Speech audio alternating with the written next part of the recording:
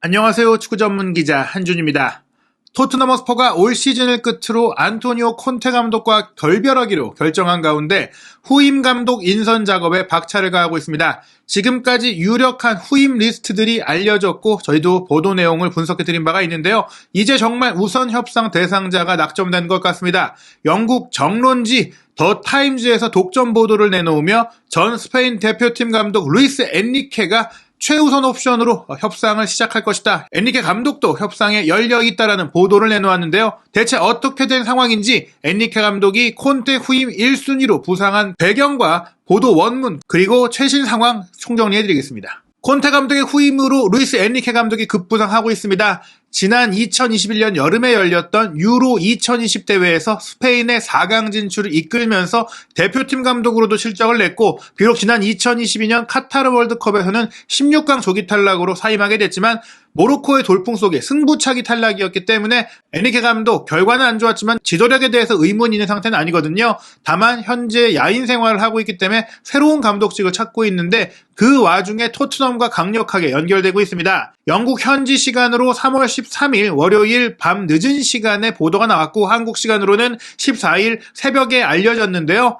루이스 엔리케 감독이 토트넘 호스퍼 협상에 열려 있다라는 제목의 기사를 더 타임즈에서 보도했습니다. 아시다시피 영국 일간지로서 공신력이 높고 진중한 기사를 보도하는 가짜뉴스라든지 뜬 소문을 보도하는 곳이 아니죠. 더 타임즈에서 나왔기 때문에 어느 정도 굉장히 유력한 소스가 있다는 얘기인데요. 물론 콘테 감독이 떠날 경우라고 이제 단서를 달았지만 본문 내용에도 나와 있지만 토트넘과 콘테 감독은 서로가 올 시즌까지 인연을 유지하기로 합의했다라는 얘기들이 이미 나오고 있죠. 즉 콘테 감독 후임 협상이 이제 시작될 것이다. 그런 얘기예요. 먼저 이 독점 보도 내용 원문 살펴보겠습니다. 전 바르셀로나 감독 루이스 엔리케가 만약 안토니오 콘테 감독이 떠날 경우 토트넘 호스퍼 감독직 부임을 위한 협상에 열려 있다. 루이스 엔리케는 지난해 12월 2022 카타르 월드컵 16강전에서 모로코의 승부차기로 탈락한 이후 스페인 대표팀 감독직에서 물러났고 현재까지 무직 상태다. 엔리케 감독은 프리미어리그 진출에 흥미를 갖고 있고 적절한 일이라고 믿는다면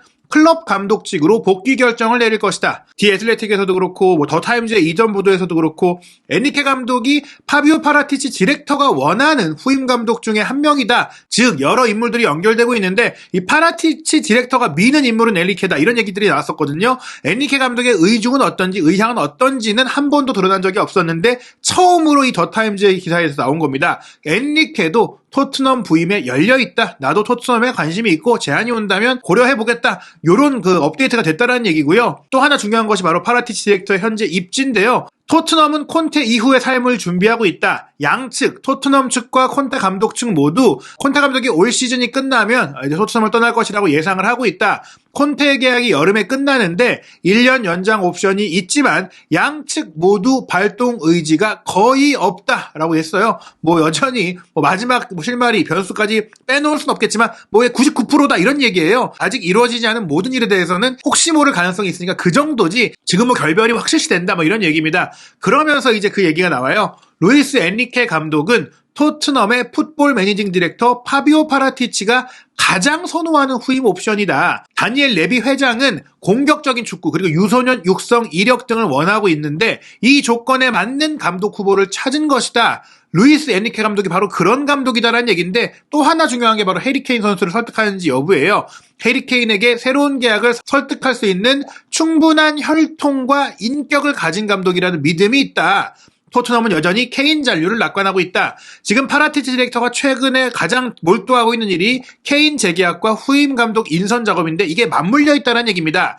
유명한 감독, 명장 실적을 낸 큰 감독이어야 케인을 설득할 수 있는데 여기에 레비 회장이 원하는 지금 무리뉴 감독도 왔었고 콘테 감독도 왔었고 윈 나우를 위해 데려온 감독들이 결과적으로는 내용도 안 좋고 결과도 안 좋고 유스도 못 키웠기 때문에 유망주도 못 발굴했기 때문에 이런 부분들을 다 이제 정리하고 이제는 레비 회장이 정말로 내가 원하는 옵션으로 찾아줘라고 파라티치한테 얘기했을 때 엔리케가 바로 그런 감독이다. 젊은 선수, 어린 선수도 키워내면서 이전에 메이저 타이틀을 거머쥐었던 바가 있으면서 스타 선수 출신으로서 유명한 케인을 설득할 수 있는 그런 인물이 루이스 엔리케밖에 없다라는 거예요. 많은 분들이 루이스 에니케 감독에 대해서 이 FC 바르셀로나 시절의 트래블에 대해는 아실 것 같은데 사실 이 루이스 에니케 감독의 지도자 경력 첫 번째 팀은 바르사 2군 팀, 바르사 B팀입니다. 바로 주셉 가르디올라 감독이 바르사 2군 팀 1년 맡아서 하브리그를 경험하고 그때 어린 선수들을 많이 키워보고 그 선수들을 1군 팀으로 데려오고 이러면서 바르셀로나의 트래블을 이뤘던 것처럼 에니케 감독도 바르셀로나 선수 출신에서 바르사 2군 감독하고 바르사 1군 감독이 된 케이스입니다. 물론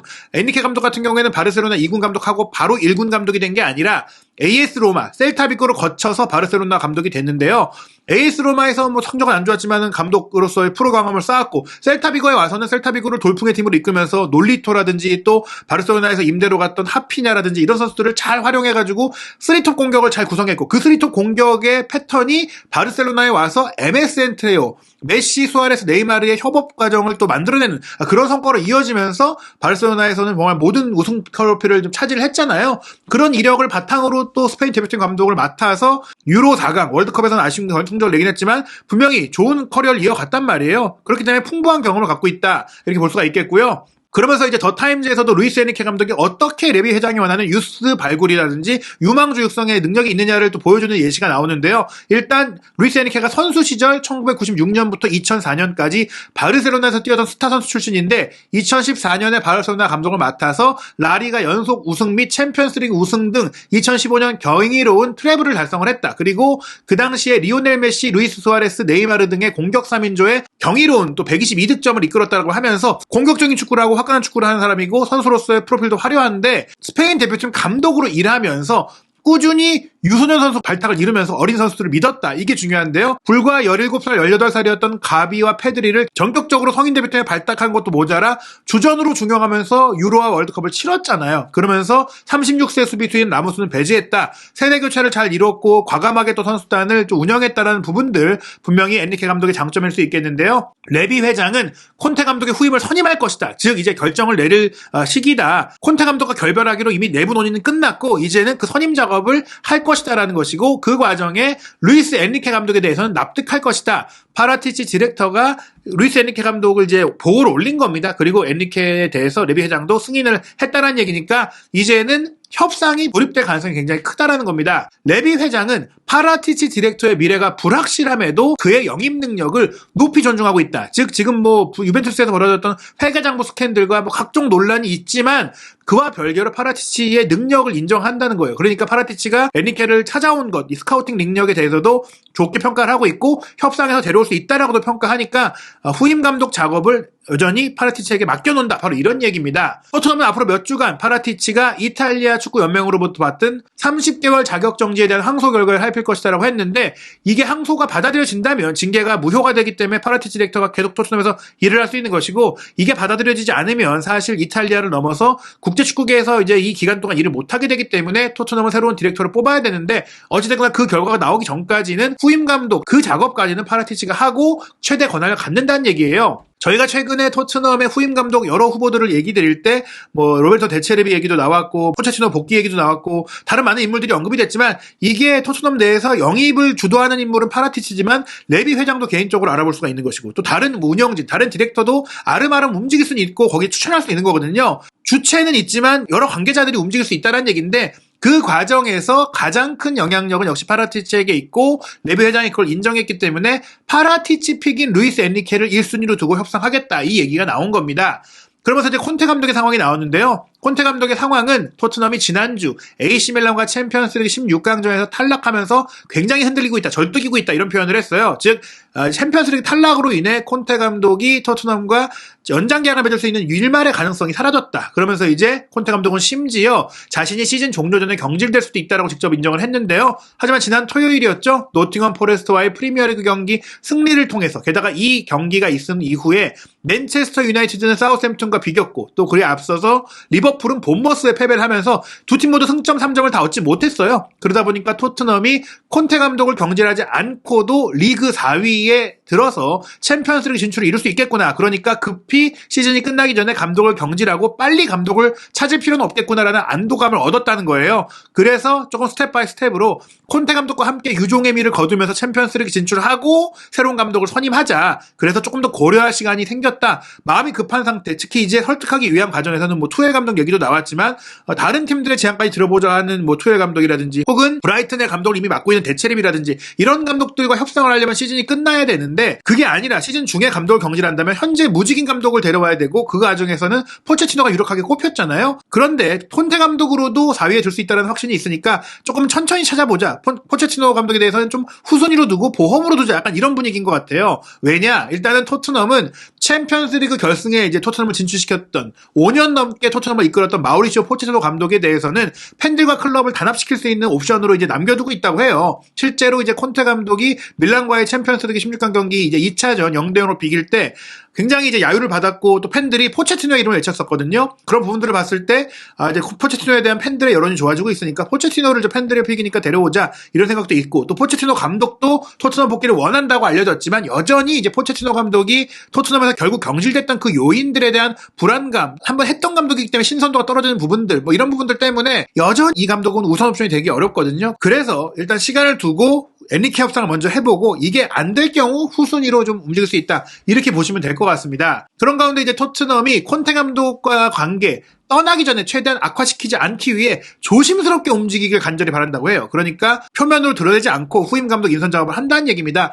본인이 그래도 떠날 것이긴 하지만 감독을 하고 있는데 이런 얘기들이 공개적으로 나온다거나 또 인정한다거나 이러면 좀 좋지 않잖아요. 기분도 안 좋을 수밖에 없고 또 흔들릴 수밖에 없고 콘테 감독도 사실은 개인적으로 극도로 힘들었던 몇 달 기간 동안 또 구단, 토트넘 측에서 자신을 지지해주고 지켜준 것에 대해서 감사하고 있다라고 하기 때문에 굳이 그런 좋은 감정을 깨트리면서 이별할 필요는 없다. 콘테 감독이 아시다시피 벤트론의 뭐 피지컬 코치라든지 뭐 신이사 미하일로비치라든지 비알리라든지 선수 시절에 함께도 잘 지냈던 친구들이 좀 근래에 사망을 했고 2월 달에 담당 제거 수술을 받았고 그러면서 몸을 추스리기 위해서 이탈리아로 돌아갔어야 됐고 이런 상황들 속에서 팀의 성적도 안 좋아졌고 경기력이 흔들렸는데 그래도 개인적으로 힘든 일이니까 토트넘에서는 많이 좀 지원을 해줬다고 합니다. 믿음을 보여줬고요. 그래서 양측이 팀의 성적이 떨어지고 있고 야망을 이루지 못했기 때문에 실망은 했지만 개인적인 관계는 나쁘지 않다. 그렇기 때문에 이제 콘테 감독은 가족과 가까이 지내기 위해서 이탈리아로 돌아가는 걸 결정을 했고 토트넘도 그런 가운데 후임 감독을 찾긴 찾되 최대한 은밀히 진행한다. 물론 이렇게 소식이 나오긴 했지만 결국에는 공개적으로 이제 토트넘이 코멘트를 하진 않을 거란 얘기죠. 콘테 감독은 올 여름에 이제 이탈리아로 돌아갈 건데 옵션이 부족하지 않을 것이다. 유벤투스, 인터밀란, AC 밀란, 에이스 로마 모두 시즌이 끝나면 새 감독을 찾을 수 있기 때문에 콘테도 새로운 팀 찾을 거고 토트넘도 그에 대비해서 새 감독을 찾고 있다.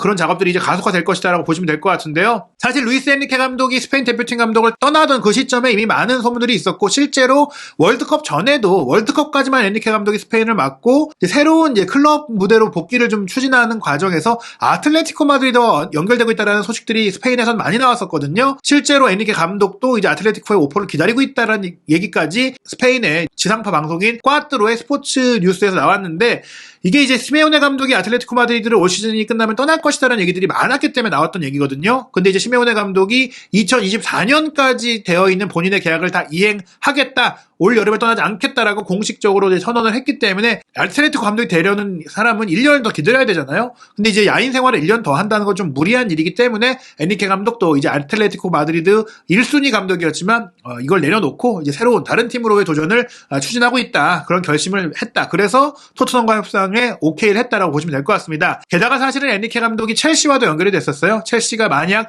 그레엄 포터 감독을 경질을 한다면 루이스 엔리케 감독 선임을 위해 움직일 것이다라는 얘기들이 있었는데 아시다시피 토드 보일리 구단주는 끝까지 포터를 믿었고 결국엔 또 포터 감독이 최근 연전 연승도 하고 있고 무엇보다 도르트문트와의 챔피언스리그 16강 1차전 패배를 극복하는 2차전 승리를 통해서 챔피언스리그 8강에 올랐기 때문에 포터 감독이 이제 장기적으로 맺은 계약들을 다 이제 수행하면서 프로젝트를 이끌 가능성이 굉장히 높아졌습니다. 즉 첼시의 감독 교체 가능성이 없어졌어요. 게다가 뭐 바르셀로나 같은 경우 차비 감독 체제로 잘하고 있고 또 레알 마드리드는 에니케 감독이 레알에서 선수로 뛰었던 적도 있긴 하지만 어찌됐거나 에니케는 바르셀로나와 굉장히 강한 유대감을 갖고 있기 때문에 안첼로티 감독이 떠나도 엔리케를 선임한다는 그런 가능성 자체는 거의 고려도 안 되고 있습니다. 그런 상황에서 뭐 프리미어리그 다른 빅클럽들도 토트넘을 제외한다면 감독 교체 계획이 없기 때문에 현재로서 엔리케 감독이 부임할 수 있는 팀은 토트넘뿐이다. 그래서 현재 엔리케 감독이 토트넘에 부임할 가능성이 굉장히 높아지고 있는데요. 엔리케 감독은 감독 경력 내내 4-3-3 공격적인 포메이션을 많이 선호를 했었어요. 그러면서 만약에 이 감독이 올 경우에 결국 포백으로 전환을 하고 3톱을 쓰면서도